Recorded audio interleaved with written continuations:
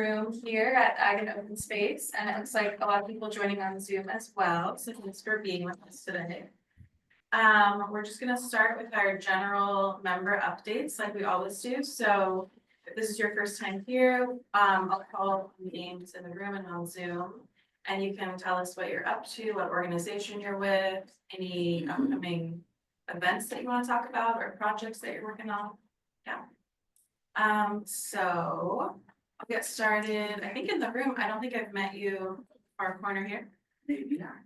My name is Mim Allison. I'm with the newly formed Central Sonoma Coast Firewise Committee. Fantastic. And so I'm just getting to know some of these various organizations. Fantastic. And happy to have a chance to be here today. And we have coming up on May 4th, our first annual community gathering in connection with our Sunday Farmers Market at the Fort Lawn School in celebration of Wildfire Preparedness Day. Fantastic. And you're all welcome to come. And I think some We'll of be you there. are going to be participating. Well, and I thank you for doing that. That's great. Thank you very much. Lovely. Thank you for sharing and thanks for coming today. I think I'll just move on down the table. I don't think I've. Not yet. My name is Rob Izzo. I'm CEO of Circuit Rider Community Services. This is my first time getting a chance to come to one of these meetings, and I hope to do so regularly from here on out.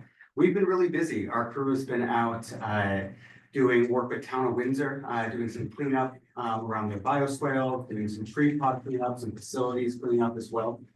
We've been out at a couple Santa Rosa Creeks doing restoration work, pulling out invasive species and helping to plant some native plants in Colgan Creek and Santa Rosa Creek. We were also out at Christopher's property a few weeks ago doing a burn day where we lit some of the piles on fire with drip torches that our crews had cleared out several months ago. So we've had a lot going on and we have a lot more coming up with the season starting up. We do have an Earth Day event. It's going to be on Sunday, April 27th from 11 to 2 at our Windsor property, 9619 Old Redwood Highway. We'll have educational activities, native plants. We'll do wildflower stuff, some native bees and worm hotels. We can do some education sessions around that and show off the property and what we're doing there. So you're all welcome to attend. We'd love to see you there. Amy, do you want to do it? I'm Amy Beilharz, President of Safer West County, and also head of the steering committee for the Bohemian Collaborative, which is a group of large parcel owners between the Russian River down to the Bodega Highway and from pretty much Green Valley over to the coast. We're really looking at larger parcel owners who are in between all of our communities and working with them as a very different project base than when we do projects like Safe West County has a rebate program going on right now in Forestville, Monterey, Kent Maker, and Occidental, where we're helping individual homeowners do defensible space around their home, which is very different than when we're putting together large parcel forest health projects with these other property owners. But Safer West County's goal is to create resilience in all of Western Sonoma County, and we work with a variety of organizations, mainly Firewise and Fire Safe organizations, but a lot of the emergency preparedness groups are also starting to get involved in Safer West County so that we can collaborate. And our biggest goal is that we're all mainly volunteers, and so we want to work smart, not hard. And what that means is if you're doing something amazing, then I'm going to plagiarize it over here. And if I'm doing something amazing, you can plagiarize it over there, and we can stop, like, you know, all creating the wheel ourselves. So Great. You know, I think before moving on to Lynn, I'll do a little go to the folks on Zoom for a little bit. Let's see. First person on the screen is Jill. Are you ready to give an update? Good morning, Jill Butler, representing Willow River Watershed Council. We'll be having a booth at the event in Timber Cove on May 4th. And the other big issue for us is water Quality is finally rolling out the long anticipated new program in the Gualala River watershed that will deal with total maximum daily loads. And we're trying to, understand what their program will look like and what our role with it will be. At least initially, the focus is going to be on road assessment and repair on the larger properties in the watershed. And that's what we're up to. Jill. Calling the next person on Zoom. Dan, do you want to give us an update? Yeah, sure. Dan Grout, wildlife biologist and leader with the Mill Creek Cope Group. I've been watching your meetings for months and finally had a free moment to pull away from the burn piles to attend one. So I'm glad to be here. Kind of live across the road from Fred's place up on Mill Creek. And lately it's been all burn, burn, burn here. We're making use of recently unfrozen SRCD grant to remove invasives on about 20 acres from 4 properties here. And we have basically about 7 acres to do prepping for a prescribed burn that Fire Forward and ACR out of my Canyon Ranch are helping us with probably the end of May. And we've got a couple hundred burn piles of broom sitting, waiting for a day just like today to complete some of those burns. So that's the update from this little 100-acre parcel. And we're basically, one other large thing going on in Mill Creek is we're looking to find funding and participation for maintaining the shaded fuel breaks put in a couple of years ago, thanks to Ag and Open Space grant from PG&E. So we're working with Marshall on that. Sounds like you're super busy. That's a great update. Thanks for sharing. Okay, we'll hop back into the room. So Lynn, do you want to give an update? So I'm Lynn Garric. I'm with the Upper Northwest Watershed, the Fire Safe Council and Firewise community. And we're working on the same projects we were working on last month when I came here. Conservation Corps North Bay is doing the shaded fuel break, the length of St. Helena Road, which is one of our major access roads. We're gearing up for a big community meeting on May 3rd, and the goal of that is to get our community members to create a new action plan. We've done very well on getting a lot of our previous projects completed, and now we need to know where does the community want to go next. And then, as Dan just said, it's burn pile season, so the whole watershed is on fire and people are taking care of what they've been cutting for the last 12 months. Nice. All right, Patty.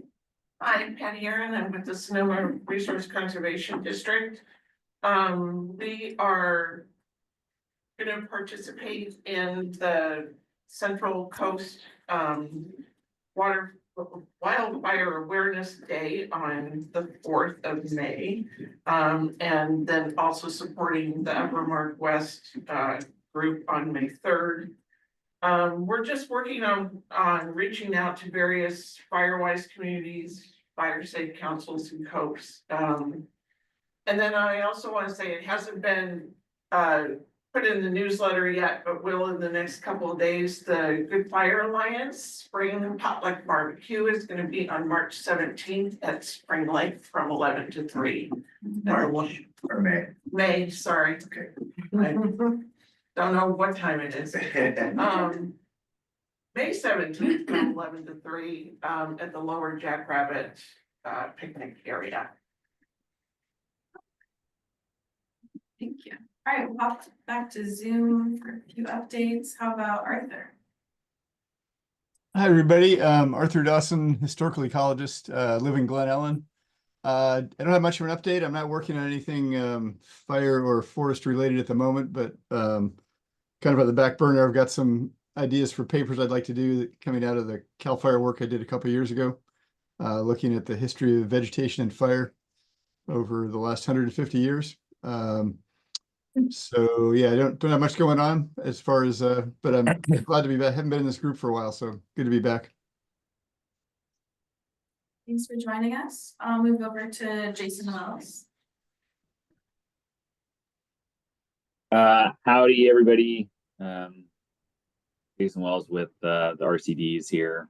Mostly been working on large scale planning and permitting stuff. So we've got a few different Cal VTPs that I'm reviewing, and then some larger stewardship plans that will hopefully be a template for people to be able to, identify how best to come up with grant projects that we can work collaboratively on. So that's all I'm gonna go into right now. Thank you. And I'll move over to Priscilla Abercrombie. Hi all, Priscilla Abercrombie, board member and founder of COPE, one of the founders of COPE Northern Sonoma County. Dan Grout is here too, which is really cool. One of the other founders. So yeah, we're going to talk a little bit later, so I'll introduce more about what our work is and all of that, but really grateful to be here and honored to be a guest. Thank you. Thanks, looking forward to hearing from you later. And I'll do one more in Zoom. How about Brooke Edwards? Good morning, everyone. Brooke Edwards with Sonoma County Regional Parks and also Santa Rosa Junior College. At Parks, we're gearing up for the spring, summer prescribed fire season. So lots of plans in the works to do primarily grassland burns, and I'll keep everyone updated as those plans progress. We're also hiring for a stewardship lead position in our stewardship crew. And that's focused on rare plant surveys, invasive species removal, and then also prescribed burns. So hopefully I'll have a flyer put together by the end of this week and I'll send it out to everyone. Please forward on to anyone that might be interested. And this would be a crew lead position, so leading the crew out there in the field.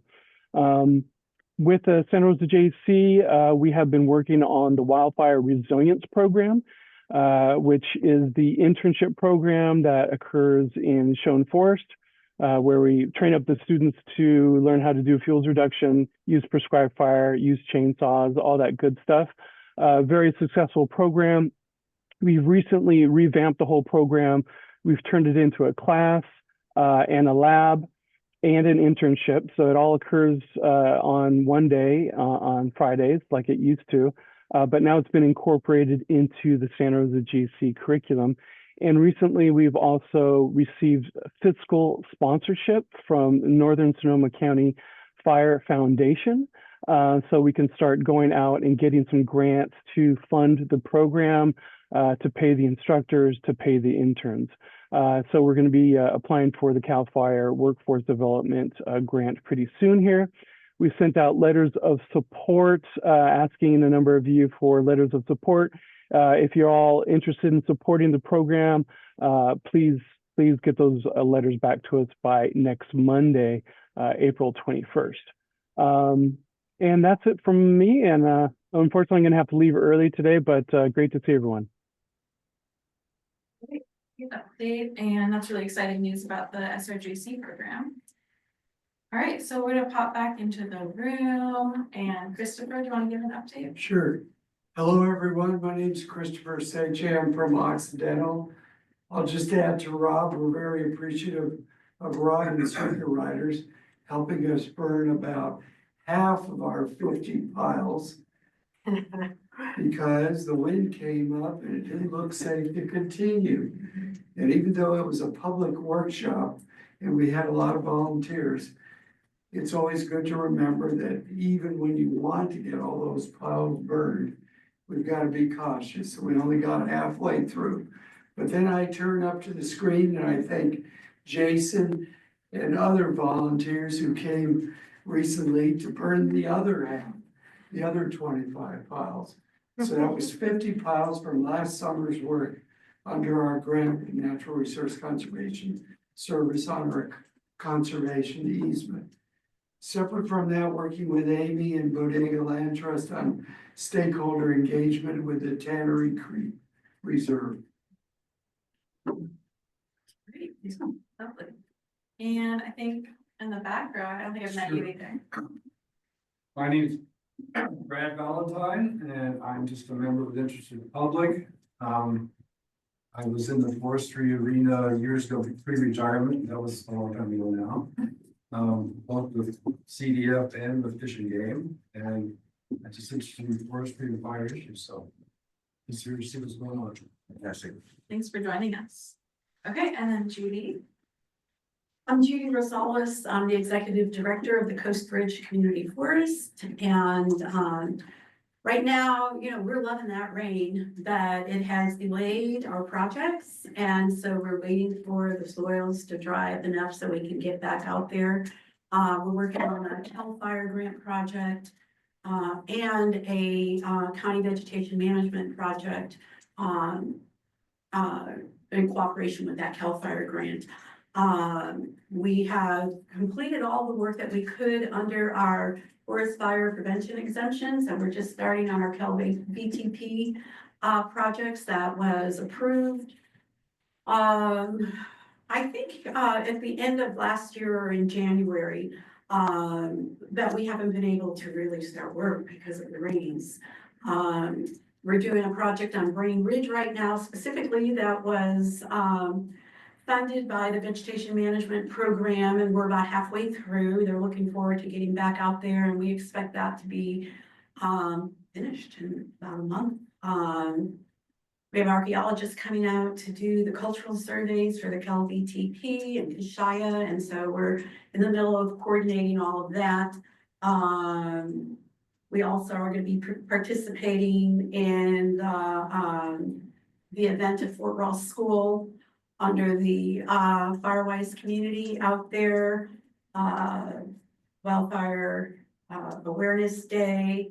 We're finishing our spring stewardship series, which has really been successful. We did one with Jason Mills, who came out and did a workshop on invasive plants, and everybody was just wowed away by his extractorate. I don't know what it's called, the tool that extracts those, the broom. Extractigator. What is it called? Extractigator. Extractigator. Well, our community outreach workers asked if she could go out and buy 6 of them. And so we could add that to our tool chest. Next year, we're gonna do a much broader broom, a broomapalooza in our communities, because it is just coming back like crazy. So we did that. We did one on prescribed fire and controlled burns, because we put in a grant with in collaboration with I think, Jason, correct me, we were one of 4 or 5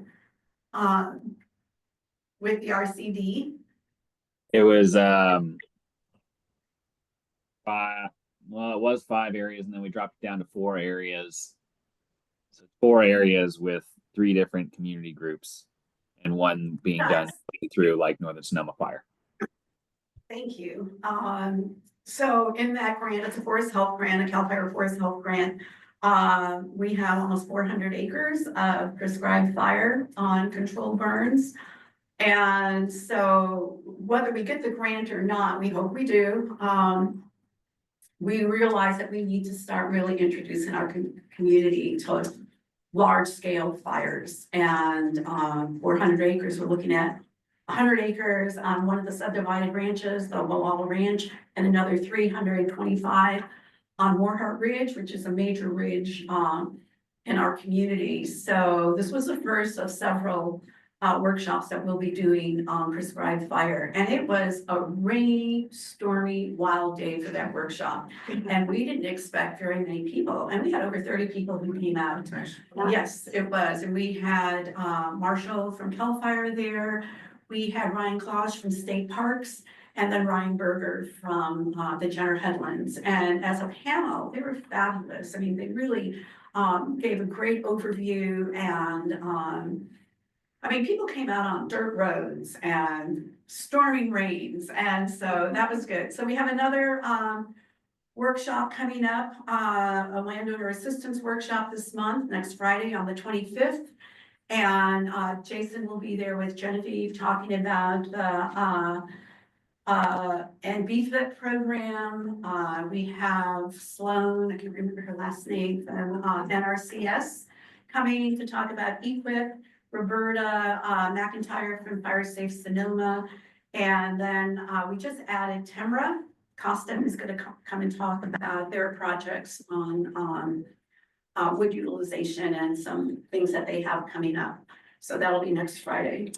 And I think that's about it. You know, we're working on getting together to put together a strategic plan. We're talking to a couple of firms right now to come out and talk and you know, to work with us. And so that's where we're at.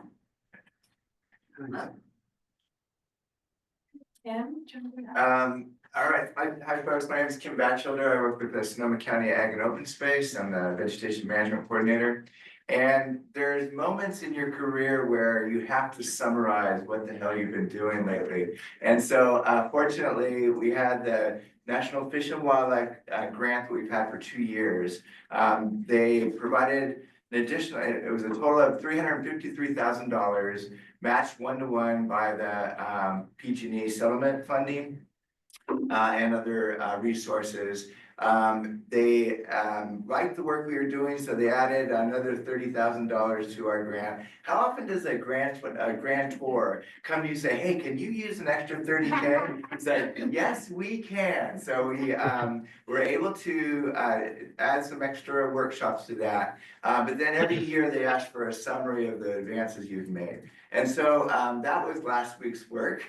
And so I was able to pull together a lot of the numbers thanks to Adriana Stagnero, who's my partner in crime. And I just wanted to kind of highlight the focus of the grant. We tried to throw everything in the kitchen sink into this grant, and they actually approved it. So it was a focus on watershed protection and stream restoration, forest management and forest health, fuels, treatments, and strategies. And so we really try to be as comprehensive as possible. It was very focused on capacity building. So we, in fact, and also in the Russian River corridor, we were pretty liberal on what we defined as the watershed of the Russian River. That's a huge river, so we thought we could get away with it. But I wanted to kind of share some of the summary details on that. We had, in the last 2 years, we've had a total of 50 in-person workshops or events. So that is where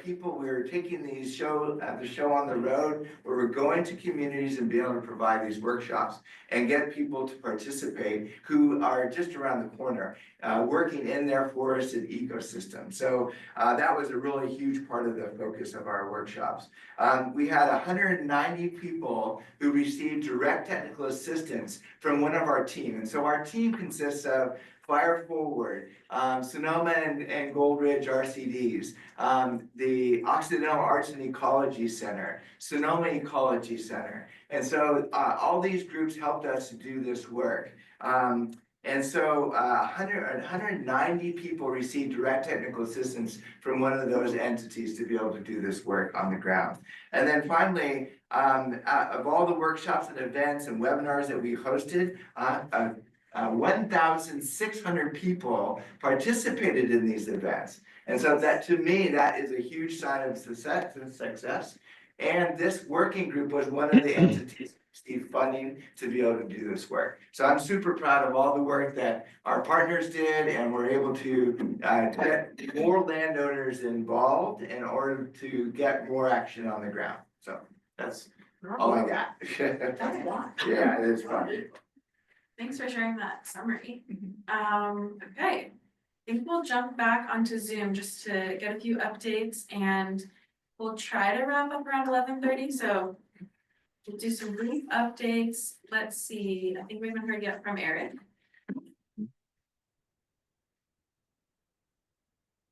Oh, we're Sorry, I hearing muted you. myself when I meant to. Can you hear me now? Yes. Okay, I went and muted myself. I thought I was already muted. Anyways, hi all, Eric Schuss, working with Sonoma Ecology Center, also SRJC, much like Brooke. I actually really want to connect on that course. I'm doing the fire resilient landscaping course that we adapted and are now in full swing, actually in Spanish language. So pretty excited about that. And I also am running my own business that I began with my buddy, doing the work on the ground. So that's Ecos Land Services. So back to the front, a lot of workforce development, a lot of these workshops have been participating in, whether that's burn pile workshops all over the county or landowner engagement, et cetera, from the NIFWIT funding. So really been enjoying that, talking a lot about invasive species, burn piles, of course, but also just generally beneficial fire preparation. So thinking about fuels and managing them, and overall ecological health. For the workforce development, of course, with the SRJC, we're working on that, but also really looking forward to partnering with a lot of folks with all this Prop 4 funding coming out, the workforce development grant with CAL FIRE. So that's kind of through Sonoma Ecology Center, but we're looking broadly and at what the county needs, and trying to create those pipelines, much like the Shown Farm program starting back up is going to be a big help with. So yeah, let's definitely connect with that, Brooke. But everyone else in the room, if you've got ideas or interest, or you have land that needs to be worked on, it would be a good training site. Please reach out to me. And then on the other side, with the implementation work, I've really been enjoying that. Our crews have been out to Bouverie, Oak Hill Farm, really near the Sonoma area. So Bouverie, Oak Hill Farm, and then Marin County. Again, doing the site prep, doing burn piles, and ecologically informed invasive removal. So a lot of broom pulling, which, as someone who's been stuck behind a computer a lot in the last few years, getting out there and kind of fighting on the front has been a lot of fun. So looking forward to more of that. Thanks all. Thanks, Eric. What about Bianca? Hi, everyone. My name is Bianca Vargas. I'm a stewardship technician in Sonoma Land Trust, and this is actually my first meeting for the Forest Conservation Group. Updates on us. Spring burn season is happening, and we are starting a small 5-acre burn next week for our North County Preserve in Live Oaks Ranch. We'll also allow for like a slow creep, so it'll be like a mini broadcast burn. We'd be partnering with GFA and Fire Forward for this project. And just a little bit that's not really forest related. I'm taking the lead on creating like a grass ID workshop at our Sarah Preserves.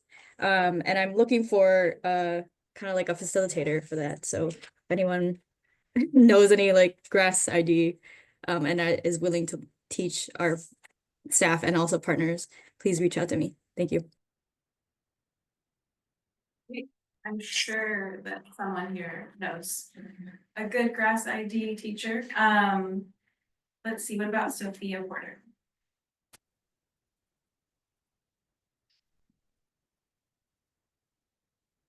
Oh, you're unmuted, but we can't hear you. Hear me? Yes.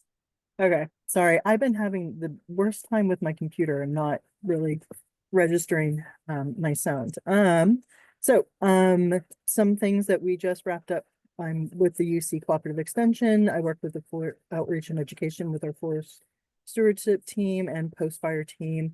And we just wrapped up 2 consecutive weekends of what we call tree school. So it was a kind of like a workshop series for both weekends where we had people come in, speakers, and also going out into the field, like doing little field exercises and things. One of them was in Felton.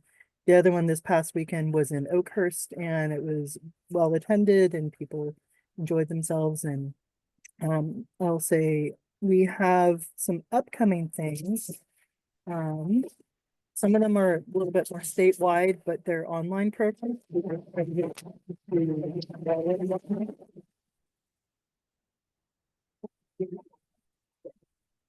You just faded out, Sophia. Did I fade out? You guys Yeah, hear me now? that's better.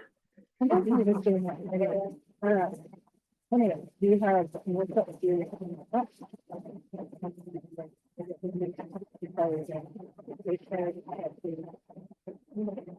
Sorry, Sophia, we're still not hearing you very well.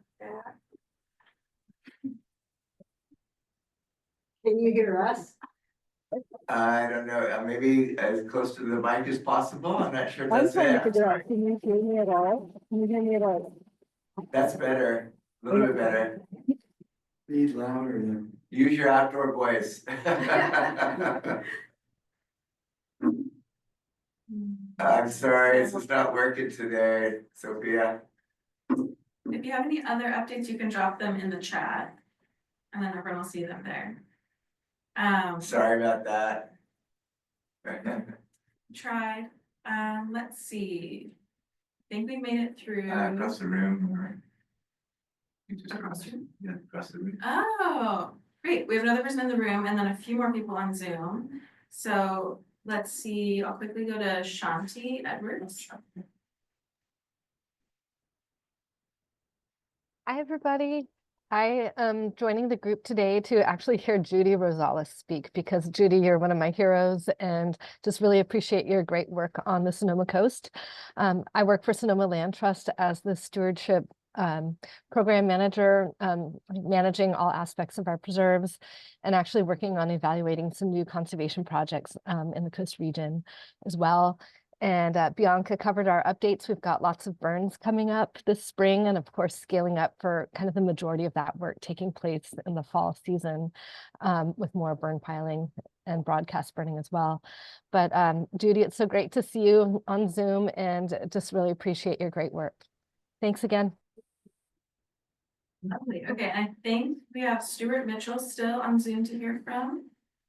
Yeah, hi everybody. Stuart Mitchell with Wildfire Mitigation Advisors. I've been looking at homes since 2019 and helping people prepare for wildfire, trying to prevent these urban conflagrations that are occurring. I'm also teaching a couple of classes with the United States Green Building Council, one of which is with Eric Shoes. And those are free classes that are available to the public for landscape and structure hardening topics. So just pleased to listen in a little bit today to appreciate all the work you guys are doing. And I'll put my information in the chat as well. Thank you. Thanks for joining us today. The last person on Zoom is a phone number. That's Harlan. Oh, oops, and I missed Harlan. I think the phone number is Joe. Okay, great. Harlan, do you want to give an update? Yeah, there it is. Sure. So I'm with Environmental Resource Solutions and we're out of Sebastopol and I'm a registered professional forester. We've been installing fuel breaks under the Cal VTP shaded fuel breaks. We just completed one in Gernwood up on the ridge around that neighborhood. And we are a good chunk of the way through the Rio Nito Ridge right now. And we're gonna probably stop for the rest of the bird nesting season and then we'll pick it back up again. We've got a lot more to do. Yeah, you do. Thank you, Harlan. Great, thank you. And then, again, we think the phone number is Jill, so there's one more person in the room, Steve. Do you want to give an update? Sure. My name's Steve Lundborg. I'm a co-owner of Palm Creek Ranch, which that's the Austin Creek recreational area.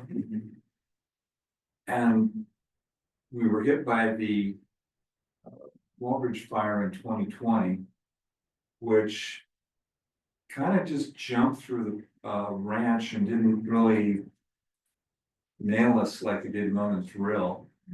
Which interestingly enough, when the folks were looking for a place to buy, they actually looked at my grandparents were selling the place.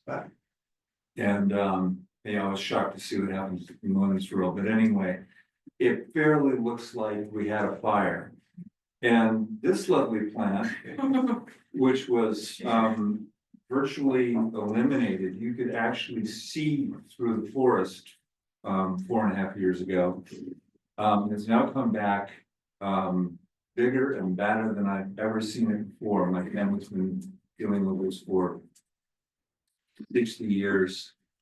My grandmother told me that it was planted by some woman who wanted to cover up her garbage pile. Yeah. I'm cutting it, just to keep the flowers keep it from receding and replenishing the seed bank, if it hasn't already done that to some extent. There are blooms everywhere. This is the most prolific bloom that I've seen. I've been doing burn piles, opening up roads. I had opened up some roads last year. One I hadn't opened up before, and it was they're almost impenetrable. So I use a brush cutter with a brush blade, Australian brush blade that just works beautifully. We just I just got an email that we've been what the wording was exactly, but they're actually considering us for an EQIP grant in our NRCS, and this will be the third try. The problem is just the ownership. I have two brothers that don't live on the property, and then trying to figure out their paperwork so they feel comfortable doing stuff. So anyway, they said not to do any work yet. I'm sorry, but I gotta cut these flowers. Yeah. And open up some roads. And then we've been working, Marshall is going to be opening up doing a shaded fuel break from Cray Ridge Road down through our property to Palmer Creek Road. And Marshall's very familiar with the property. He was there during the wall bridge. And then I've been talking to him about another shaded fuel break that I've actually already started on because it's one of our access roads. And I did a burn pile with a friend of mine who now works for Fire Forward, and it must have been one of those stormy days because the winds were just incredible. We actually watched a madrone tree fall about 50 feet from where we were, just snap off, it was live, and go through my fence. And yeah, it was pretty exciting. Anyway, Yeah. so Thanks for joining us, Steve. yeah, thank you. Yeah. Thanks for bringing the nice little bouquet. Yeah, I wish I could, it's like 10 feet tall. Yeah. But we can take it all in little jars like that. Yeah, that's right. You can make a mint, right? No, what I do is just, Sell it at the floral shop. yeah, I thought about that the other day. No, someone had told me that Home Depot is still selling No. French broom as an ornamental. I'm not sure, that was like a couple of years data, but I heard, I it's a little saw it, shocking. I saw it at Crickett's in 1970. Yeah. And at that time, I think it was, we've always called it Genista. My grandmother called it Genistra for some reason, I don't know why. Yeah. But I saw it in Crickett's in 1970, as Spanish broom. Yeah. So. All right, well, let's transition to our panel of speakers. I'm really excited about being able to facilitate this great group of people. When we do vegetation management, oftentimes landowners ask, well, can I get a grant just for my property? And we really discourage that because we wanted people to try to reach out and work with their neighbors, think about the scale of the work that needs to be done. And if we could do it in a collaborative fashion, that's gonna be the best bang for the buck. And so the 4 women that are gonna be speaking today are some of our heroes in the wildfire resilience battle. And they were specifically chosen because they are really catalysts to some amazing work that's happening around the county. And so we created a number of questions that we're going to share with them and ask them to respond and try to go in a relatively logical manner. Maybe I'll popcorn around on a couple of other questions so we get a chance to hear hear each person speak. And so the people that we have here today is Priscilla Abercrombie from the Northern Sonoma County COPE. We also have Amy Beilharz from the Bohemian Collaborative. We have Lynn Garric from Upper Mark West Fire Safe Council. I'm not sure if that's the proper name. And then Judy Rosales from the Coast Ridge Community Force. They changed their name recently. They went back to the old school, which I'm so excited about. So Yeah, we're excited about that. So I'd like to start with Judy and ask her to first introduce yourself and then give us some sense of what the motivation and the catalyst of your group and to how you started the work together. Okay, I will try to, And you have 30 seconds. 30 seconds. Well, I'd like to start by saying that we actually started community forestry about 50 years ago, right after the Creighton Ridge fire.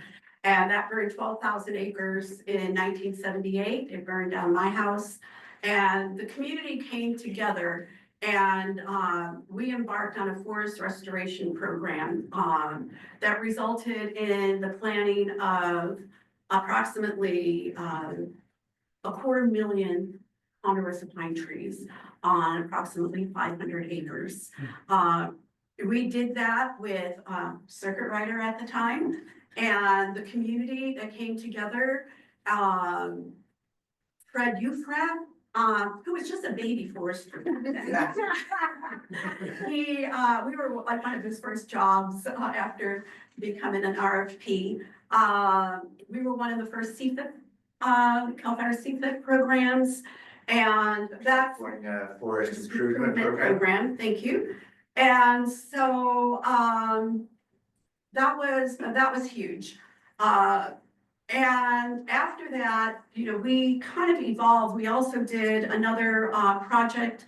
It was a roads project as a community that was also it encompassed about 6,000 acres and about 70 miles of stormproofing roads. That was a funded by what was Fish and Game at that time, in partnership with Trout Unlimited and NOAA. That was our first organized community outreach, getting landowners for that much mileage, getting all of those landowners on the 3 ranches and 4 different watersheds, you know, the 3 tributaries on the Upper Wall, was huge. But it was really what kind of brought our organizations together, you know, brought us together as a community forest. After that, we did a couple of rainwater catchment programs, one in partnership with the Walla River Watershed Council, one with the RCD. That also was community outreach that resulted in about 500,000 gallons of water savings. And then in 2017, we turned to wildfire. And so just real quick, when all of this work started, we formalized as a community forest to carry on the work that had been done before as our communities, you know, by our communities. So we formed the community forest. In 2021, we formed our nonprofit. During that time, we also worked with our regional partners. Brooke Edwards at the time was at the Jenner Headlands. Shanti Edwards was working out there with Sonoma Land Trust. We had representatives from Craig Hayes from the Nunes Ranches. We all got together and we formed what we call the Sonoma Coast Collaborative. And that was when we really started doing regional planning to address the work that needed to be done. So in all, like I said, we've been practicing community forestry for about 50 years now. And yeah, working on about, we'll get into that later. You know, how big this area actually is and the challenges that we have. That's fantastic. Thank you, Judy, for opening us up. And Priscilla, I'll send it to you. I'm wondering if you could share with us what you think is principal motivation and maybe even the glue that kind of keep you guys together. Yeah, thank you. Thank you, Kim. I appreciate it. I'm Priscilla Abercrombie. I'm one of the founding members of COPE Northern Sonoma County, which stands for Communities Organized to Prepare for Emergencies. This is a structure that was first put in place by Santa Rosa Fire Department, working primarily at Oakmont and other city communities. We adopted that program in 2015 on Fitch Mountain after the large valley fire in Lake County, which really scared us and made us realize that we needed some kind of structure to become better prepared for fires, but also all emergencies. We have issues with flood, and of course, we're all under the fear of earthquake at any time here in California. So we really wanted an all disasters type of model, and COPE provided that for us. So we kind of took it and ran with it. We started again here on Fitch Mountain, but then the Tubbs fire and the Pocket fire happened. And other groups were then interested in mobilizing their communities to become better prepared. So Mill Creek, where Dan is, and Northeast Geyserville were the other communities that were mobilized at that time. And they became founding communities for our community work. We also worked very, very closely with Chiefs Turbeville and Collister, who was at Healdsburg Fire at that time. Between our, our relationships that we built with each other, we have built an organization that now represents over 50 communities in northern Sonoma County. We see ourselves as representing District 4 just because we needed some kind of geographical boundaries. We chose to adopt that originally.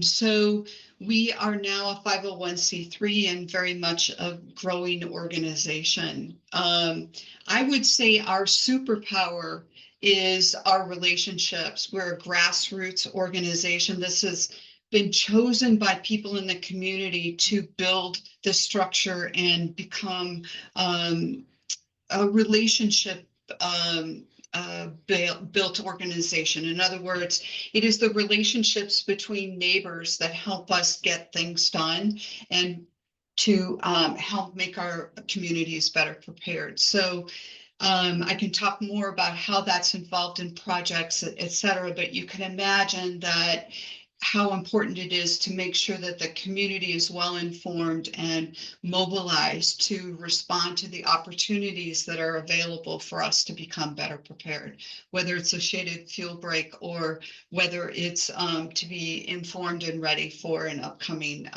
weather event that might involve a flood. So all of those things are what we're all about. So. That sounds great. Thank you very much, Priscilla. I appreciate that. How about you, Amy? Could you share a little bit about what the Bohemian Collaborative and what brought you all to work together? Absolutely. So I think it's pretty obvious. Fire got most of us started. Yeah. And that was true for us as well. The group started with about 12 property owners looking at a collaborative grant opportunity. And I think that's a lot of times what brings us together is that we have a better chance of getting a grant if we show collaboration across properties. I think what brings the group back all the time, when we started with 12, we now have, I think, 48 members. And we've got, that's almost 20,000 acres that is in the actual active membership. And what brings us back is a couple things. One is you're really only as strong as your weakest link. And when you think about fire or flood or watershed health, it doesn't matter what my parcel boundary is. That watershed health is going to happen or not happen based on what everybody's doing along the watershed. And the same with fire. I can't protect fire for just my parcel and think I'm okay if everything around me is not okay. So this group of landowners, and it's public and private landowners, it's really an eclectic group of people, is just saying, we are each other's insurance policy. And in fact, one of the members brings that up at most of our meetings. So we meet quarterly, and it's partially education. And Kim has come and talked to us, as well as the RCD and Marshall and the fire folks, to help the landowners themselves have a better way of assessing our risks, both for fire as well as we're really working now on watershed health and extending beyond just the fire mitigation efforts. But we're recognizing that anything we do at a landscape level is gonna have the type of impact that's multi-generational. And that's really what we're looking for, is how do we make the property and the area that we love something that's actually gonna be beautiful in 50 years.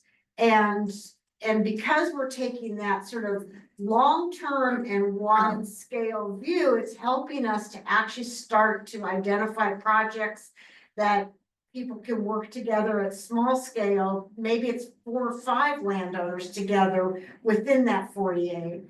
And people are actually enjoying something that I think a lot of people that came out to West County came out to be by themselves. They came out to, you know, get away from a lot of what was going on in the world.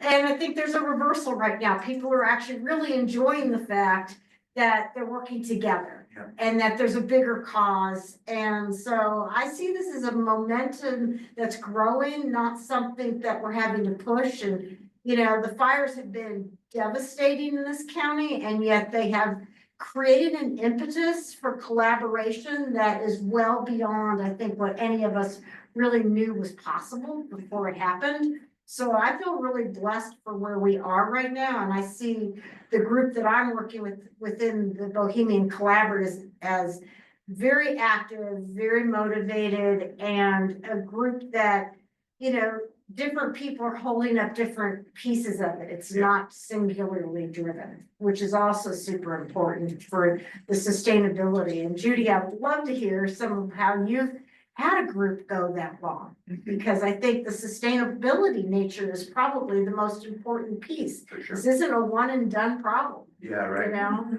so that's the piece that I think all of our organizations are looking for, is how do we make the group actually succeed, and succeed means long-term. Fantastic, thank you, Amy. Lynn got a special request in that she has spoken to this group several times about what Upper Mark West Fire Council has done. She wanted to speak this time on more a personal basis as a landowner, and so Lynn, how would you like to start with this? By introducing myself, because usually I've got my fire safe council hat on, or my Exactly. Firewise community, and we're talking about grants, and Judy and Priscilla, and you're gonna hear all of that very well represented from the other groups. But I have 165 acres in the Upper Mark West watershed. It is forest land, oak woodlands, rangeland, and I'm on the Mark West Creek riparian corridor. So I think it's good for agencies to hear how to attract the individual as well as how to work with groups. And as an individual, my motivation really comes from the fact that I've been on my property, the lower portion, the lower 40 acres I've had for 40 years. And I doubled down in fire country, and 2.5 years ago bought the 125 acres above me when that house burned down and the person wasn't coming back. So it really is a long-term love affair with the land. It's also that I have 2 adult children and 4 grandsons.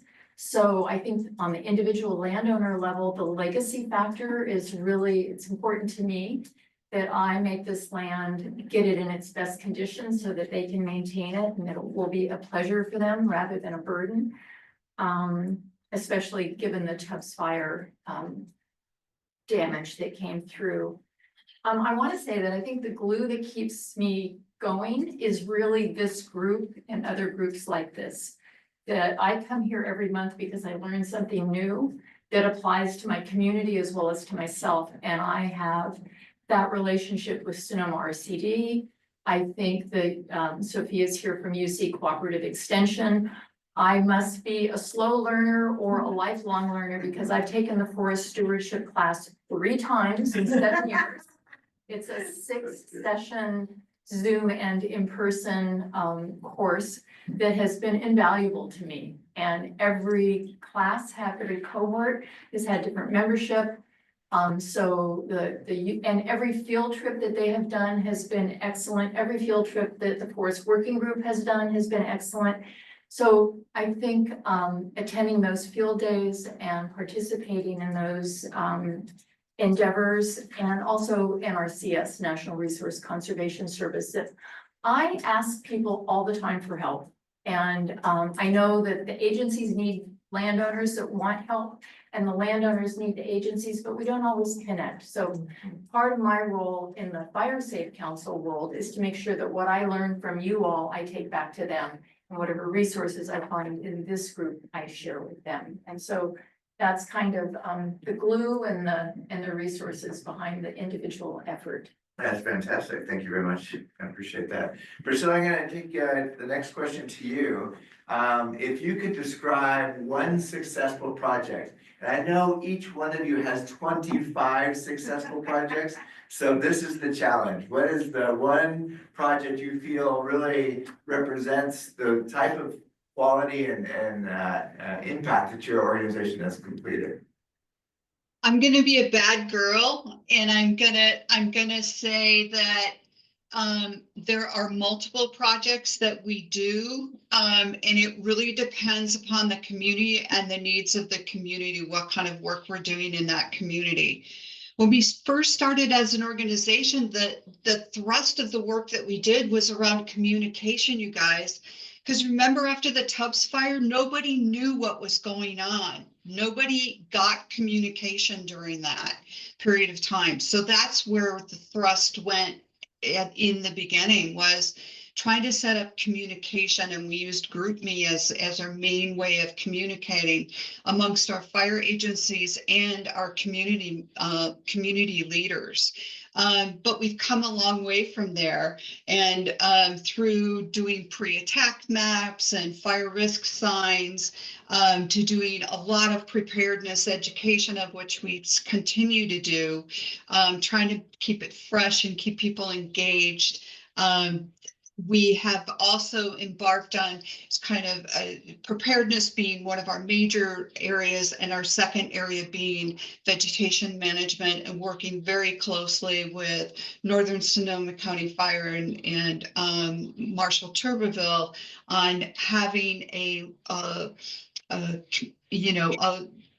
what I want to say, a geographic plan that he has around Northern Sonoma County, and then plugging in our COPE communities into that plan. We now have a COPE region where we have taken our COPE groups and broken them into regions so that they can work closer together with geographically close COPE communities, so that people can start planning and working together on similar projects in geographical areas, being buddies. So if there's a fire in Mill Creek and Fitch Mountain is a part of that region with Mill Creek, that we can support them when something happens out there, getting communication, for instance, out to their communities when they're busy preparing their own homes and getting out.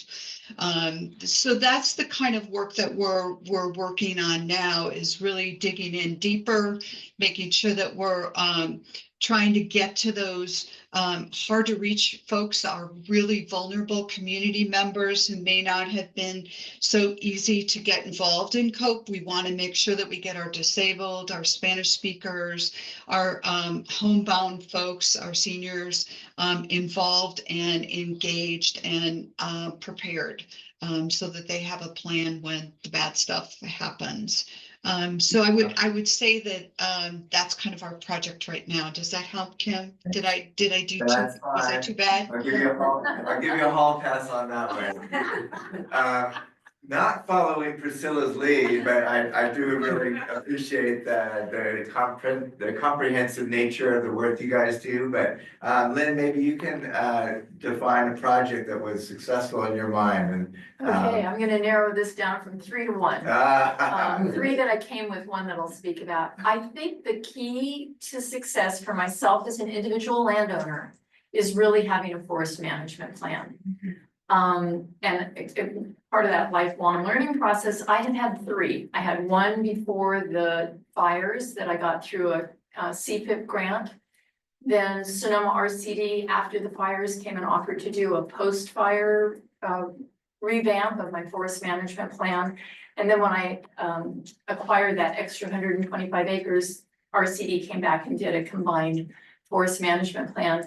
And I really can't stress enough, and I stress it in my community, how that plan helped me define my own objectives. Before that, I was a little fuzzy.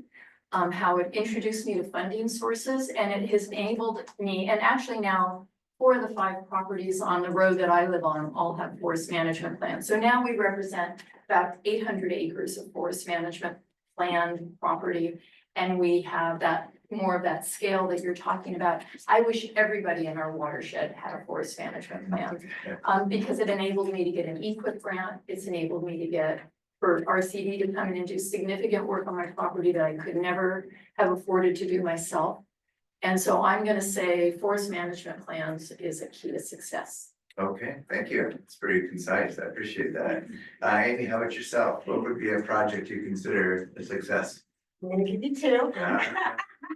But it's super important because I was gonna jump into a project that resulted in on-the-ground work. But then what I was thinking of is, quite honestly, one of the best and most important projects, and we're in the midst of it right now, is a stewardship plan that we're working on with Jason Wells. And it's for the entire 20,000 acres. And so we're taking all of the forestry plans that have been done for some of the larger parcels, plus parcels that haven't had forestry plans, and putting a stewardship plan across it. And it's allowing the property owners to think through, what are the goals, what are the risks, and also what are the projects that we want to start to identify. And I think that process is really super useful. So I tend to want to get things done and not talk about getting things done. So that's something I want to emphasize, is that sometimes that work really does motivate 10 more actions than if you just do one project. So I want to emphasize the planning process, and working with Jason has been great in the RCD and the information that it's bringing to us. The most recent plan is one you funded, Kim, which is the Hampton Firewood. Hanging over space. And what's great about that is that it's a old fire road that we've just completed a shaded fuel break on, and it's at the division between Camp Meeker and Occidental, and it was on the Fire Safe Occidental's CWPP 5 years ago as a desired high priority project, and we're finally getting to it. And what's the community wildfire prevention. Yeah, thank you. And what's beautiful about it is, Biswell Forestry did the work. However, there were volunteers that came out and helped, and it is extremely visible to both the Occidental and the Camp Meeker community. So it's showing people what a shaded fuel break could look like. Why is it different from what was there before? And you can really start to feel into the health of the forest will be much better having done the work that we've done there. So it's got educational properties, it's got the fire mitigation work, there was a fire down that road, is it 2 years ago, Christopher? Yeah. And the fire department had a hard time getting to the fire because this old fire road was not very accessible. And now it's just wide open to get back into that forest area. So it provides us protection for either community, so that a fire doesn't escape and go either direction, as well as all the other things I said. So it's been a fun process to watch everybody sort of participate with it, and yeah, so that's been really good. Thank you, appreciate that. How about you, Judy? Well, I think. This is like, which child do I love the most, right? I know. Well, what I came up with, because it was hard trying to, pick one, but Fort Ross Road was one of our big successes for many reasons. And Fort Ross Road is an access to 4 different communities, from the town of Cazadero, the 3 subdivided ranches, and Timber Cove. And after the Myers fire, it was so congested when Highway 1 closed and Myers Grade closed. Everybody, was exiting Fort Ross Road. And I was talking to someone from the Casadero Fire Department. I went to one of their work days in Casadero. And he said, what are we gonna do? How are we gonna deal with this? If Casadero is on fire, we couldn't have gone out Fort Ross Road.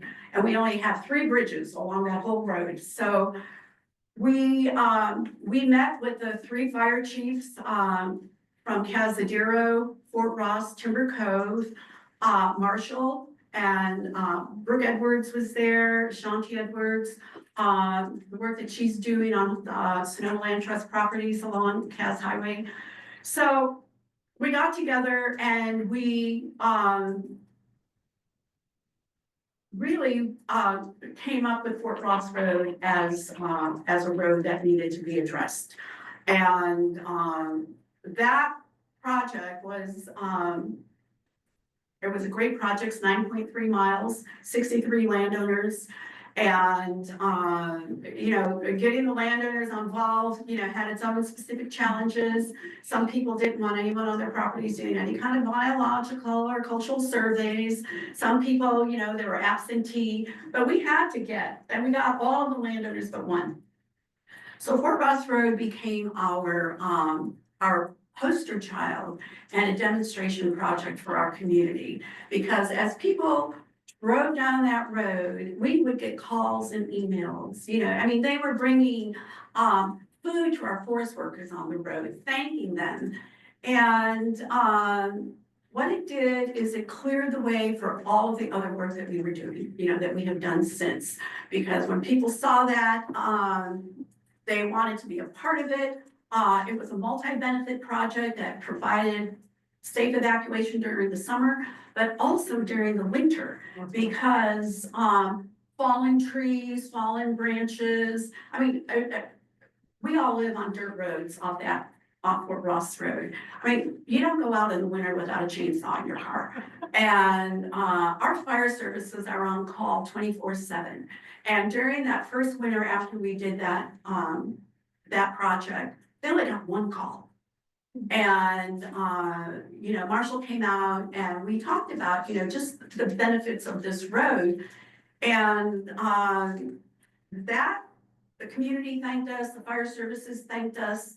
And, everything, all of our other projects basically come under that road. They all came subsequent to that road work. And time for maintenance. And the broom this year has just come back. Some of that broom is as tall as me. So we're looking at bringing the community together to do some broom work, getting some of it, what we can. So we're in the process of planning around that. I just really wanted to, and I'll do this quickly, I just wanted to touch on, you were talking about the glue that holds our organization together, and that really is our community outreach. We have a community outreach program that, in regards to fire, until we began conducting community outreach over a decade ago, and that meant earning the trust and bringing of our community, bringing resources and assistance to them. Our area was pretty overlooked by the non-regulatory agencies because they lacked access to the landowners to do the work on their properties. And so right now, we have a powerful network of community leaders spanning the whole North Coast from Jenner to Annapolis. And these champions, they are the ones who reflect the interest in their community. They're the ones who support us by helping us obtain access to their lands to implement our projects. And we are grateful to all of them. We're grateful to our collaborative partners. Right now, we're doing work on the Munis Ranches, a little bit on the Jenner Headlands. We're working with them. We're working with Kashaya. We're working with just, a number of community groups up and down the coast. And so I would say more than anything, that's the glue, our community outreach that holds our, really holds our organization together, because we couldn't do anything without those landowners. And just briefly, you know, these 3 ranches were parcelized in the early 70s. So where you had 3 ranches, we now have, I forgot how many parcels, but it's huge. And I'll talk about that a little bit in our challenges. Okay, that's Thank sounds you. good. Thank you. I appreciate that. Amy, how about you, as far as the specific challenges that you've run into, what do you think would be the highest one that you've been faced with? And then what have you learned from dealing with it?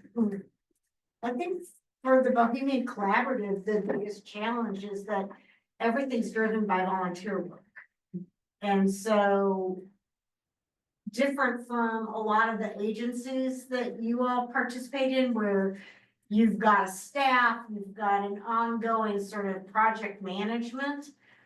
We're just, you know, jumping in, you know, a lot of us work full-time, or you've got retired people with other priorities.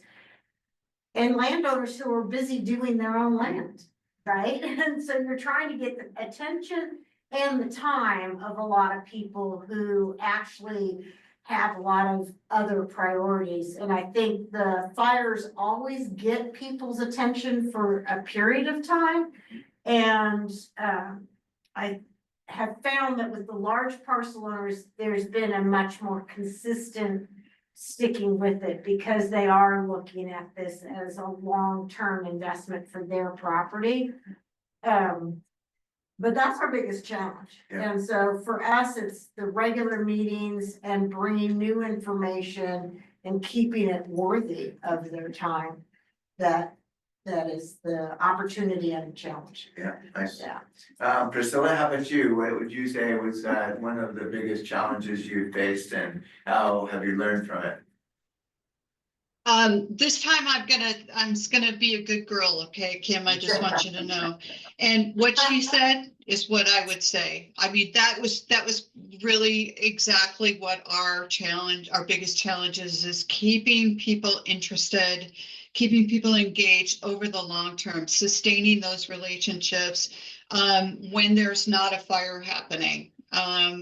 Again, that is such an impetus for people to get motivated and action oriented. So that is our biggest significant challenge.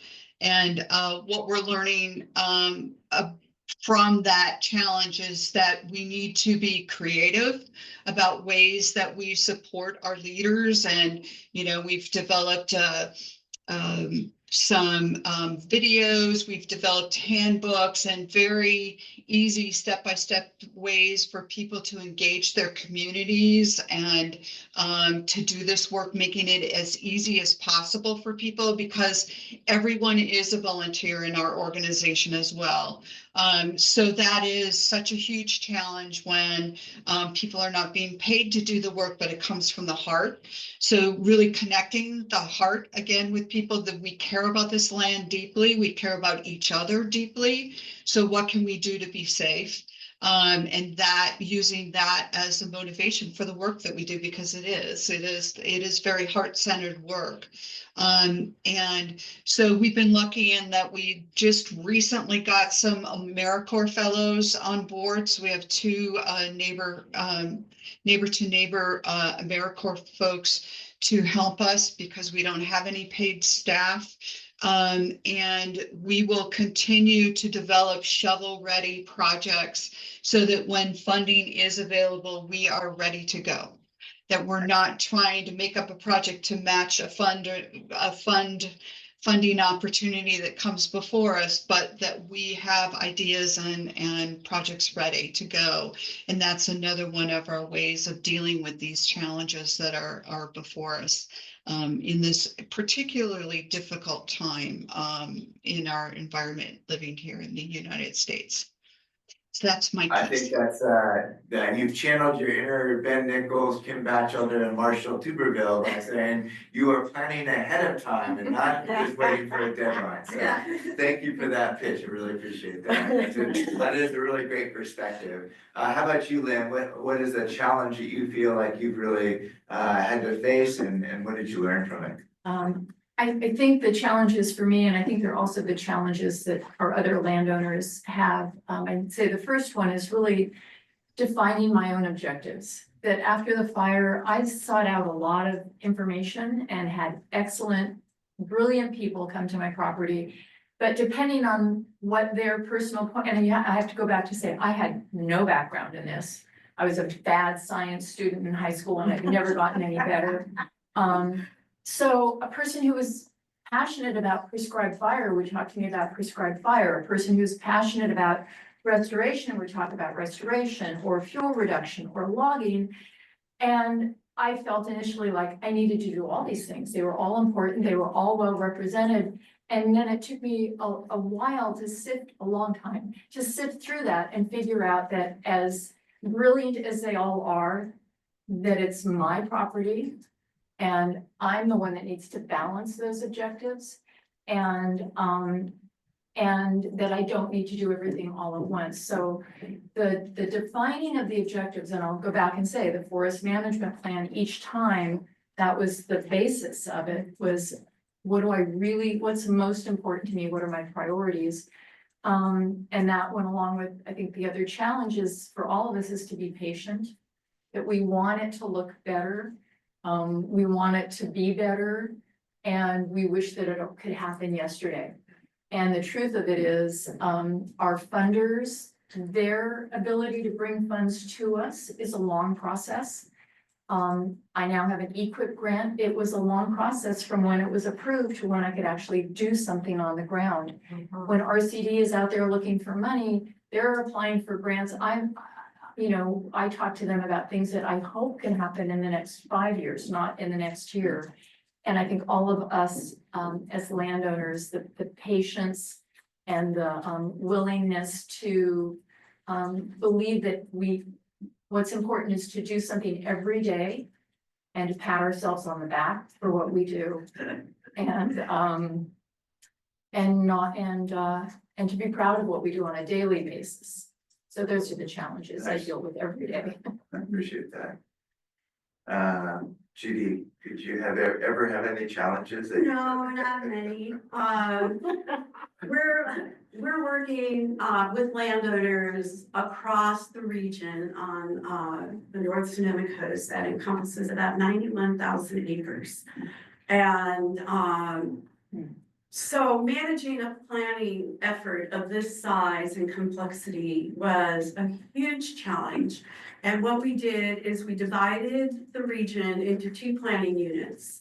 One, our south unit, covers the 4 subdivided ranches, including the Munoz ranches. And total, that southern unit is about 8,000 acres. And to the north, we're working with the communities of Timber Cove, Annapolis, Kashaya, as well as several private landowners, including the Richardson family, whose ranch encompasses about 8,000 acres. We're working with Save the Redwoods League and their management of the Harold Richardson Redwoods Preserve, and that's another 730 acres.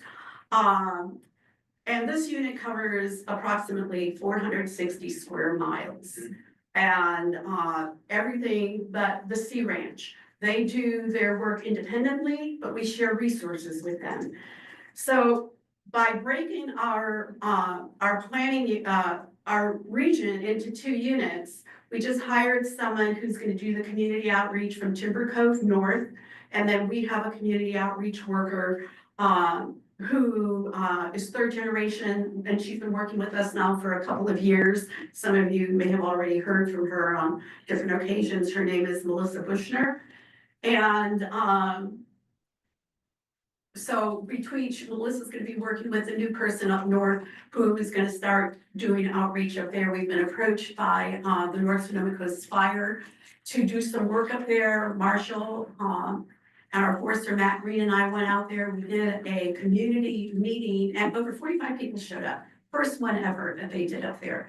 And so they contacted us again and said, hey, what can we do? How can we work together? So we met, Matt and I met with them and the new fire chief at Timber Cove, and we started putting together a plan for the northern unit, a more specified plan rather than including these large properties in our collaborative grants.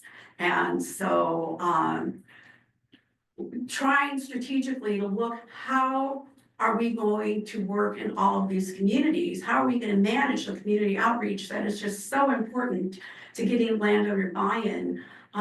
Because we were doing it here and doing a little bit there, doing some here.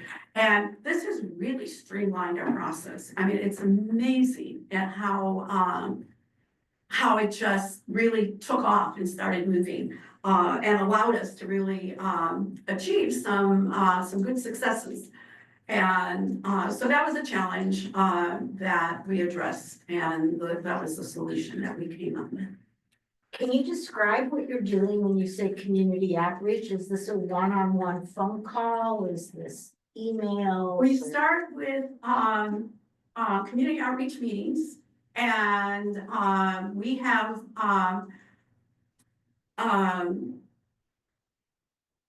parcel and landowner lists from all 3 fire protection services. They have given them to us.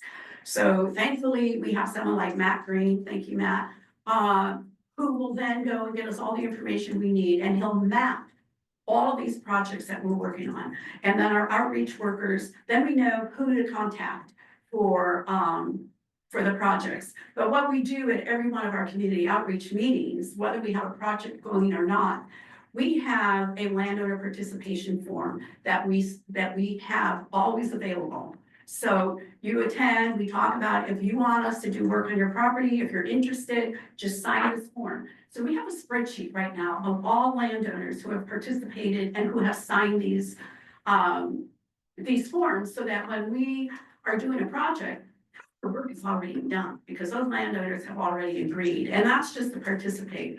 You know, if we get the grant, then we're going to liability agreements and access agreements, but so we don't really knock on doors because we're so spread out. I mean, it's a half an hour to get from here to anywhere, you know, out there. And so we bring the communities together, and then we work with the fire services who will say, hey, we've got a project. If we have some landowners up there, we're trying to get them to do this. Would you mind going and talking to them? And then we do that individually, but mostly we do a lot of it through our community outreach, and then individual outreach for the specific projects. Okay, now how do you get, how do you get people to come to those community meetings? We have a newsletter, and I don't know if you, do you live up there near Timber Cove? The CHCP bulletin, that's a huge resource for us. It's an online email bulletin that goes out to the whole coastal area there. And we send our announcements to the working group. There are a couple of online groups that we always send our announcements to. Our outreach worker has a whole outreach plan that she uses to promote these meetings. Thank you. And I know this question is your absolute love language in regards to fundraising. That's fun because Judy is pretty amazing when it comes to funding. And I'm sure all of you are, and the ability to attract grantors that are interested in supporting your project. But if you could say one thing about a specific funding source that you really relied on, and maybe what are some of the, what is your hope to be able to work with other funding? What has made a grant easier or harder to come by? What do you think? Well, we do rely on competitive grants and donations, and that's why we formed our nonprofit so that we can write these grants. and this doesn't account for the thousands of volunteer hours that, you know, that are put into our projects. And that's a great match, by the way, when you talk about volunteer hours, if you can show to a grantor that you have created a volunteer network that's doing all this work on your properties, that's a great match to share. Yeah, so when we put in our recent vegetation management grant, we had $103,000 in community volunteer. And we have, you know, we have a spreadsheet where we keep it, and it shows who brings out their heavy equipment, who volunteers, how many hours, on what days. And when we calculated that, I said 103, it was $123,000 based on the volunteer rate in California at that time.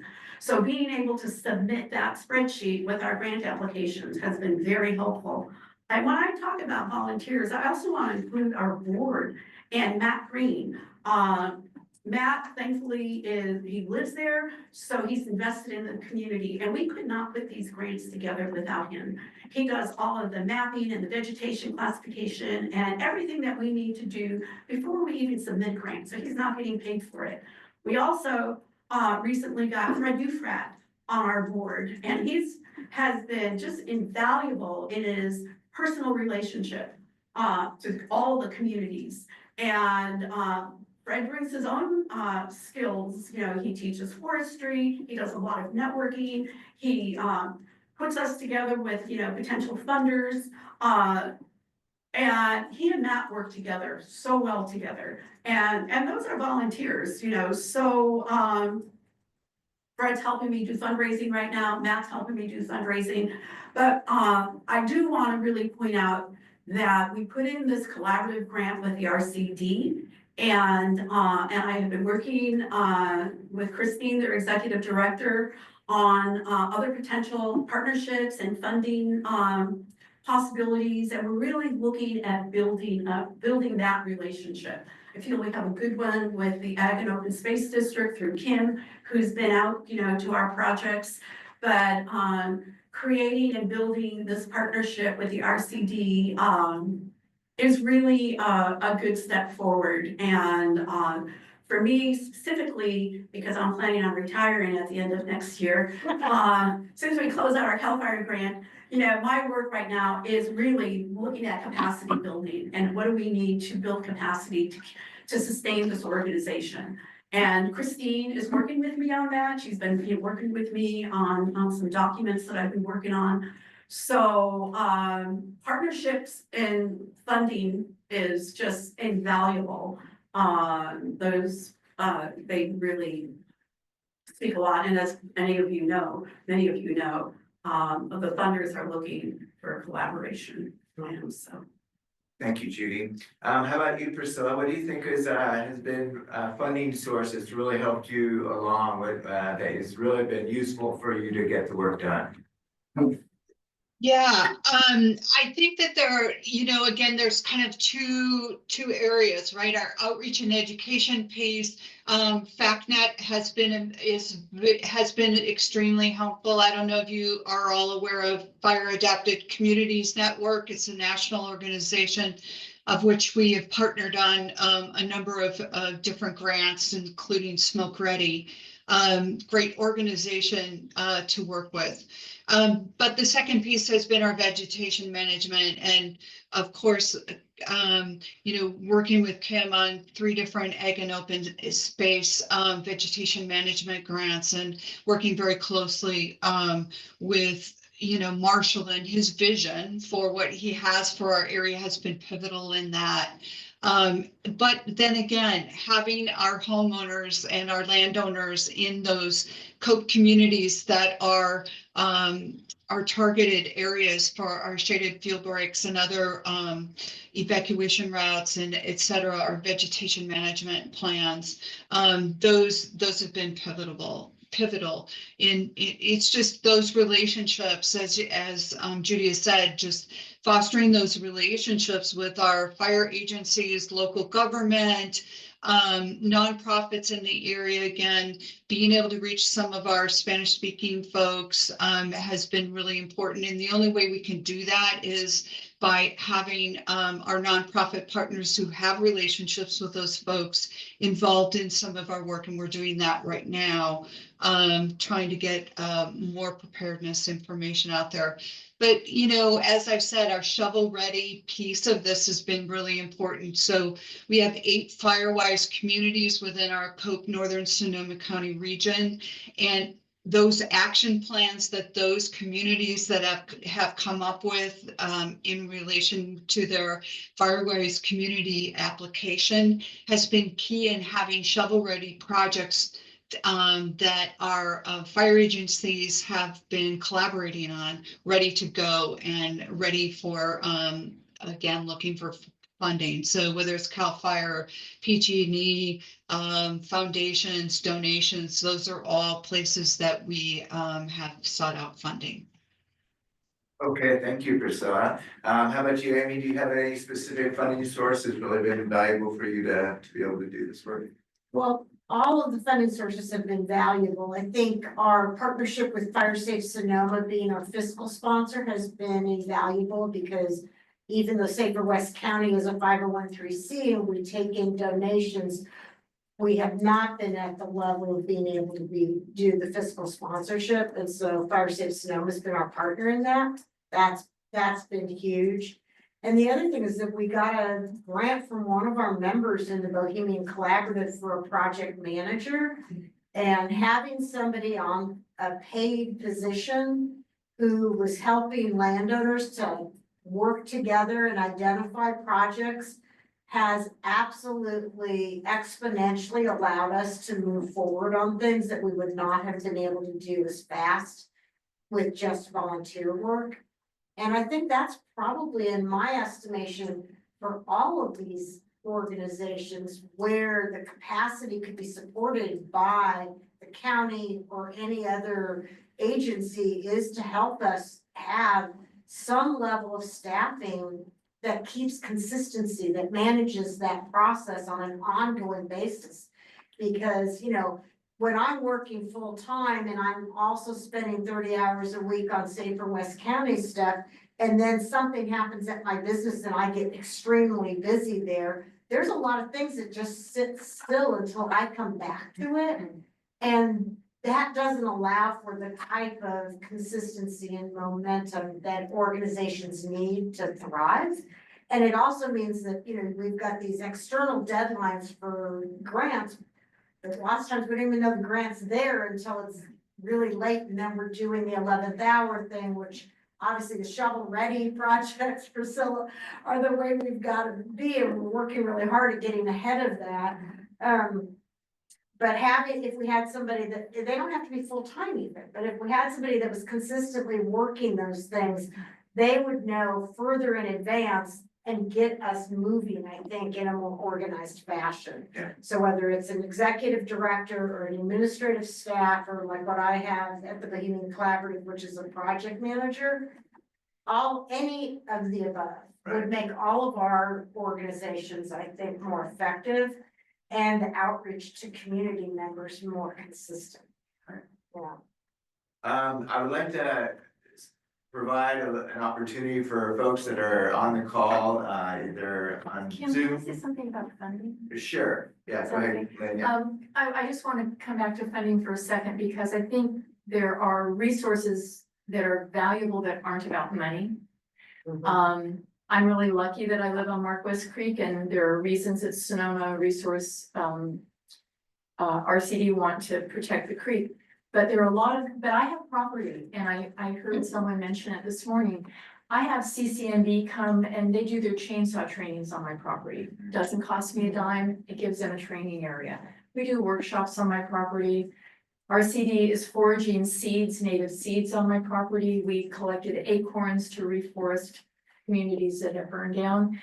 So I think that individual landowners can barter for a lot of resources by utilizing their land and making their land available. I have a grazer I'm buying the materials, he's building the fencing, he can put his cattle on my property, it doesn't cost him anything. So I just think we have to also, as individuals, think really creatively about how do we make our properties available as a good exchange for people wanting to learn. So this is my pitch. If anybody, because I've had research projects, I've had JC classes come out. If people need property to practice on and we can come to good agreements, then I am all for sharing and sharing the knowledge and sharing the land.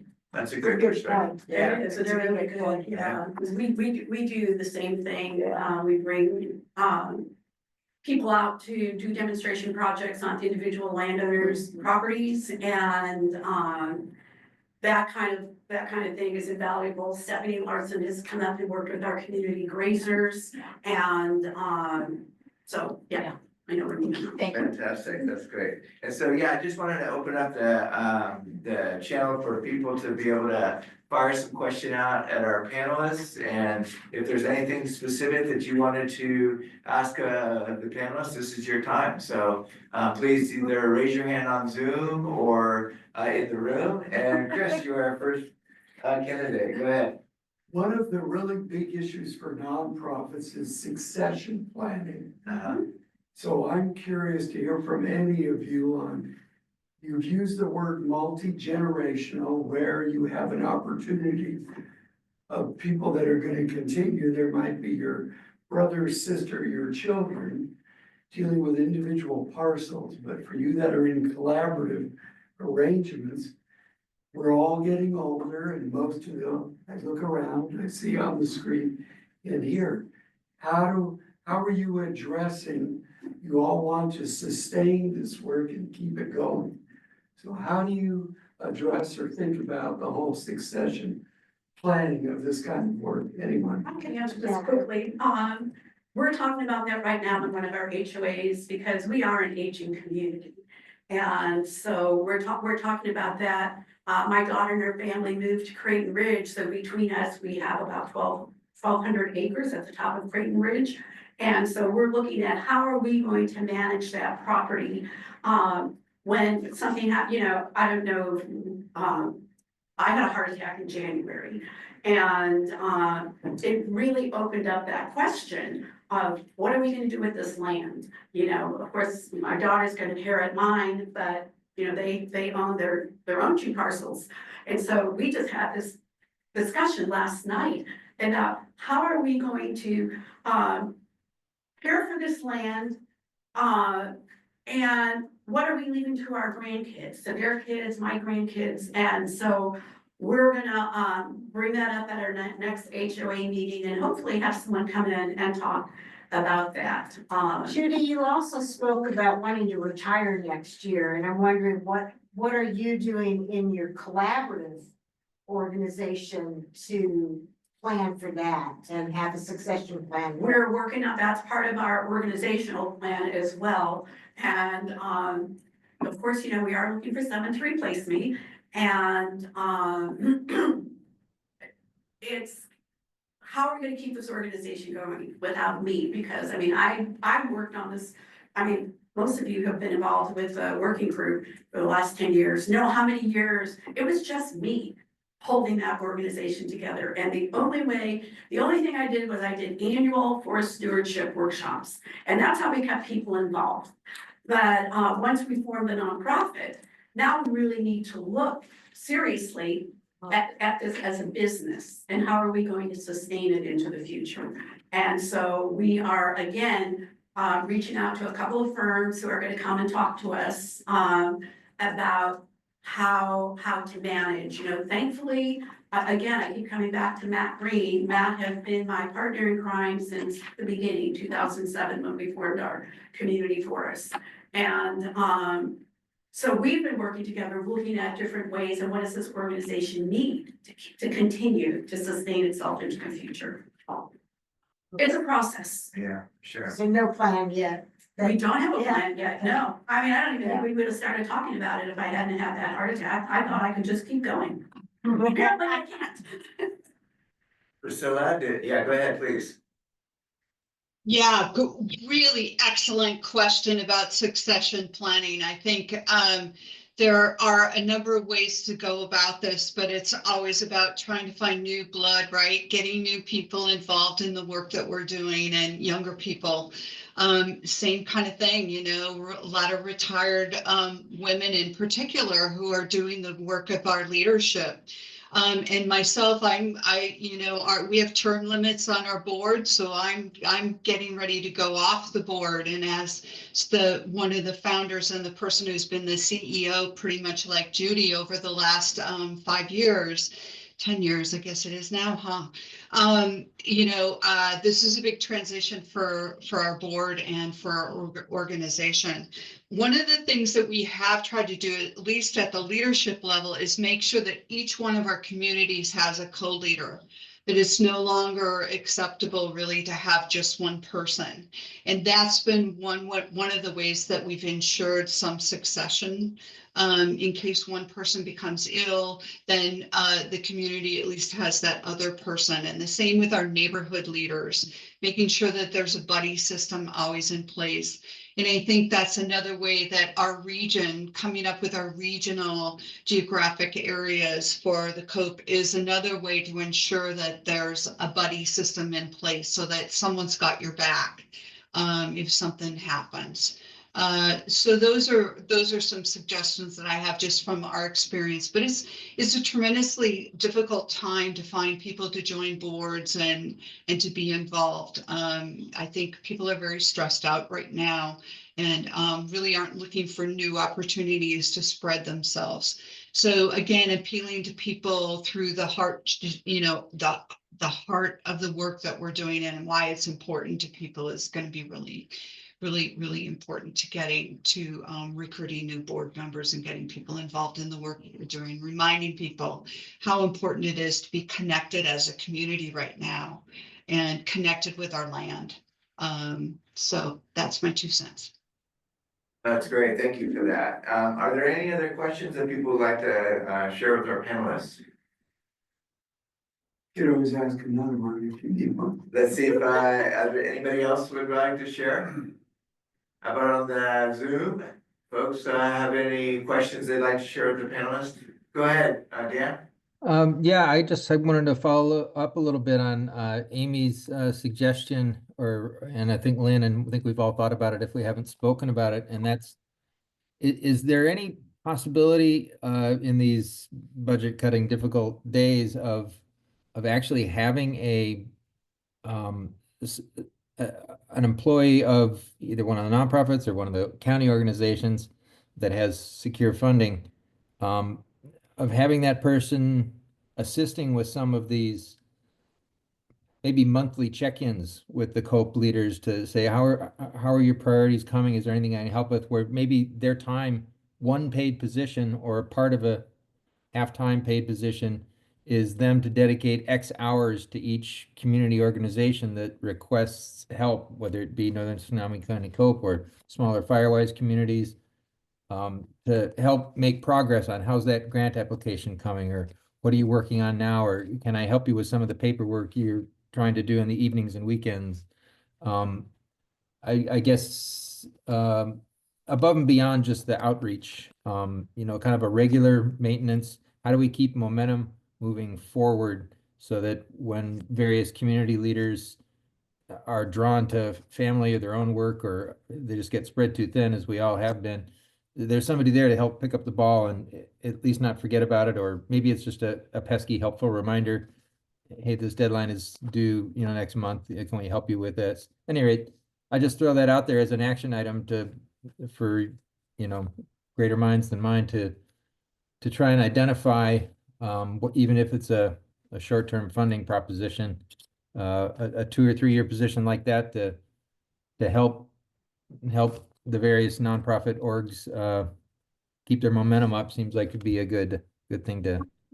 And maybe this isn't the right venue, but you're obviously all the right people. So I just leave that as an open question. Suggestion.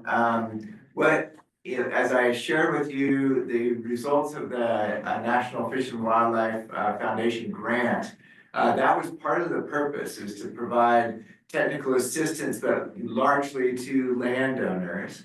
However, we did provide some organizational support as well. The work that Amy and the Bohemian Collaborative, that was driven partly by Sonoma RCD and Goldridge RCD, and that was a very useful relationship. Judy mentioned that she has Matt Green and Fred as kind of the allies to be able to help you on the technical side, but also kind of a little bit on the administrative side. That's a good suggestion. I can't think of a specific organization, but just to share a little bit more about what the county's doing on our efforts to develop a wildfire resilience program. We really hope to have a point person to be able to address how we're advancing as a county. That's at a pretty high scale at this point, but being able, that was one of the things we wanted to test with the NIFWIP grant, was how can we provide greater capacity building so that more people have the ability to address all these wildfire resilience challenges, from the design, the strategies we can use, being able to contact the best fire forward person to help with prescribed burning or prescribed grazing through the RCDs. Being able to test some of these tools has really been useful for people to understand, all right, what the heck, how much does it cost to run goats and sheep on my property to reduce the fuel loads? How can we make fuel treatments? Tamara Costa was mentioned by one of our members, is it you, Judy? That to present how things can be done in order to process some of the wood that's being cut for vegetation purposes or vegetation management. Those are some challenges that we can try to overcome. So having these different entities take the lead on those things, it's been really helpful to be able to go through that. Jason, you came online. Did you have something insightful to share? Yeah, I just wanted to introduce Patty Aaron to the room. In case you weren't aware, we hired Patty Aaron really with the goal in mind to provide support to community groups for both their establishment and essentially exactly what Dan was just saying. Like, so keep that in mind, that if you haven't heard from Patty, which I would be surprised if you've never heard from Patty, that she is a resource for exactly what you're describing. And, you know, Sonoma RCD obtained funding from separate grants and contracts with different government entities, and that's paying for her time to help you guys. So, yep. Thank you. That's good. So let's wrap up here on our panel. If you want to just say like a 2 or 1 minute summary of some of the things that you feel is most important to share with the group. Judy? Yeah, I just want to go back and say that there is a North Coast Resource Partnership for Technical Assistance. I don't know if you know about them. They've been very instrumental in helping us put these grants together and working on our CalVTP. And I can't stress working with Marshall and Ben Nichols on our projects. But what I wanted to share right now is that we right now have 1,800 acres of projects in the pipeline that we're looking for funding. I'm just going into the vision. That is our 5-year plan. Our 5-year plan is actually to implement 2,500 acres of fuels management work within our communities. And we already have 1,800 of those acres identified. So as far as, as a long-term vision, I don't know 10 years from now, because as I said, we're just looking at all of that. But what I wanted to point out is that all of our work is done in the footprint of the ancestral lands of the Kashaya-Pono. And we work with them on all of our projects, and they come out for our cultural surveys, and we learn a lot from them. With Anthony, I don't know if any of you have worked with Anthony Macias, and he's their TIPO, tribal historic preservation, officer. And, so we learn a lot, about our cultural and biological resources on our properties. When you walk through the forest with Anthony, he always goes, this is like a grocery store to us. And he points out all of the, you know, what they eat and the trees that they use in their cultural ceremonies and for building. So part of our vision for sustainable management, is doing this as a way of life and, in our community forests. And based on the cultural and spiritual vision of, you know, of the tribe and who lived harmoniously on those lands for forever before we got there. And so we talk about how do we kind of just bring this to our communities, and our communities are so welcome to the tribal representatives who come up. Some of them are concerned about, you know, the resources that they have on their properties, but for the most part, we're learning from our tribe up there, and we want to incorporate what we're learning into our sustainable management of our community forest lands. Thank you, Judy. How about you, Amy? Was there anything that you'd like to share with us as that kind of parting words? Yeah, I think I'd go back somewhat to what I said at the beginning about Safer West County, is that Safer West County was established because Fire Safe Occidental didn't want to do it alone. And we didn't want to do it in isolation like we were a bubble, right? So we reached out to Fire Safe Camp Meeker, who was also getting started about the same time, and then started working to help create and activate fire safe organizations or COPE organizations, Firewise organizations in all the other West County communities. And so my ask is that we find a way for us to have organizations like Judy's, organizations like mine at Safer West County, or Lynn and Mark West, Priscilla in the North Sonoma County. It's like to somehow start to create that those organizations can help facilitate a region so that we're not all repeating ourselves. Because what I find the most frustrating, quite honestly, is that we're all sort of like bouncing balls like a pinball machine, just trying our best. And if we would be a little more efficient with our time by, you know, having these larger regions that actually are then the communication to the fire safe organization or the Firewise organization underneath, instead of agencies going underneath us to individual properties and then next to us, and there's no cohesiveness.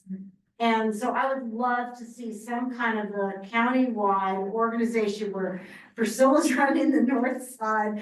We've got the, you know, west side, you've got the north on the coast.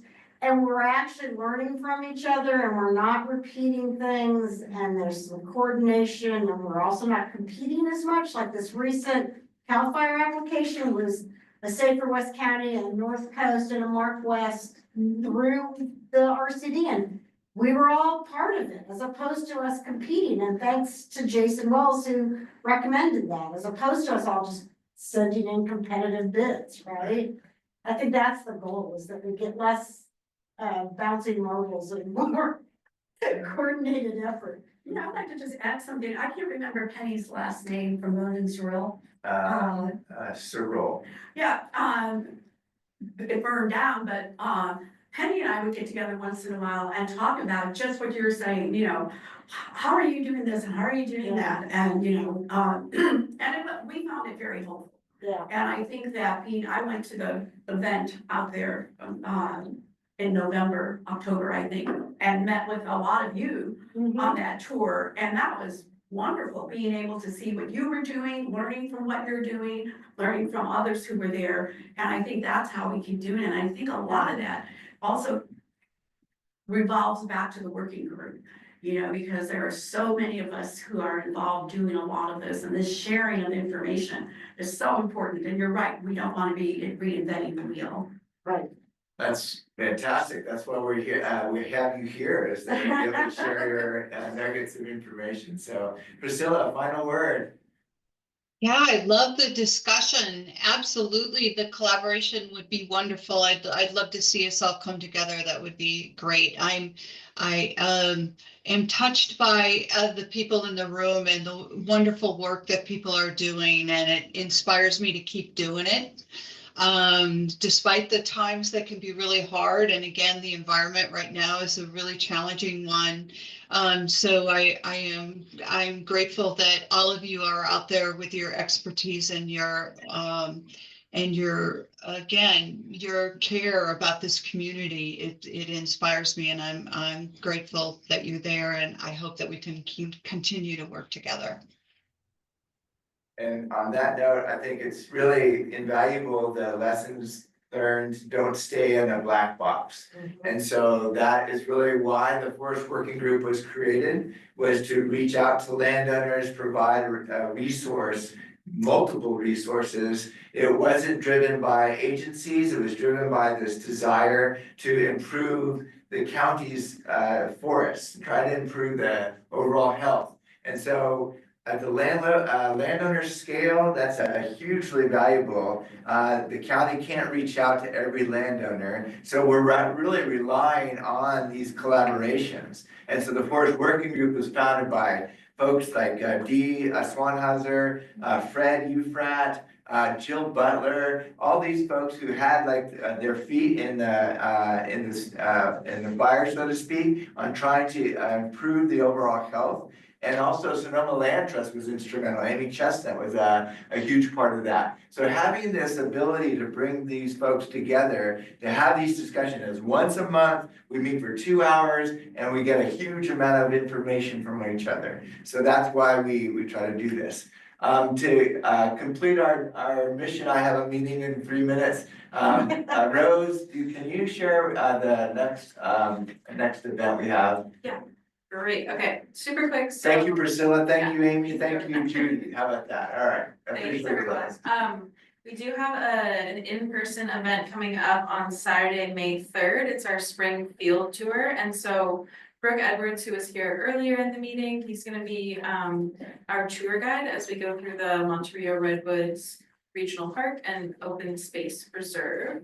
And some of the work that we're gonna be seeing there includes the gully stuffing they've done, the site of the 35-acre prescribed burn that was carried out this fall, their shaded fuel break, and then Brooke is gonna, as we hike through, Brooke is gonna talk to us about all the prep they did, the results they're seeing from the prescribed burn, and any other questions you have for him. So it'll be focused on the fire resilience work they've done there, and I can drop a link in the chat, and then we'll send it out to the listserv too. It's also on sonomaforest.org/events. Where you can read more about the event and register. Perfect. So we'll see you there. That's great, yeah, please register, please come in and join us. It is a little bit of a hike, so be aware of the terrain is kind of steep, but the trails are pretty well laid out, and it's a good opportunity to see the work on the ground. So with that, I will close it out. Anybody have any last minute comments? All right. Fantastic. Thank you folks online.